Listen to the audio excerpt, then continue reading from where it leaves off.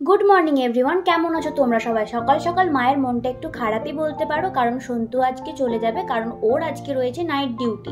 তো সকাল সকাল চলে গেল সন্তু। আর আজকে আবার রথের দিন, বাড়িতে একটা বড় পুজোর আয়োজন করা হয়েছে। আমাদের বাড়িতে রয়েছে আজ সত্যনারায়ণ পুজো, আর তার সাথে কিন্তু রয়েছে জগন্নাথেরও পুজো।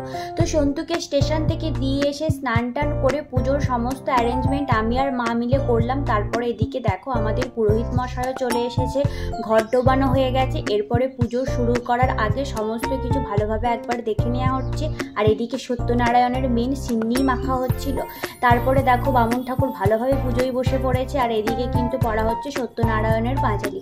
তারপর হয়ে গেল ভালোভাবে আরতি। মায়ের অনেক দিনের ইচ্ছা ছিল একটু হোম যোগ করে ভালোভাবে পুজো করবে, কারণ আমরা এতদিন নিচে নেমেছি, একটা ভালোভাবে পুজো করা হয়নি। আর এর মধ্যে কি হয়েছে জানো, সন্তুকে অনেক বলাতে গোপালকে আজ রেখে দিয়ে গেছে। বাড়িতে এত বড় পুজো আর গোপাল না থাকলে কি করে হয়? তো তোমরা জানো ভিডিওটা কেমন লাগলো। বা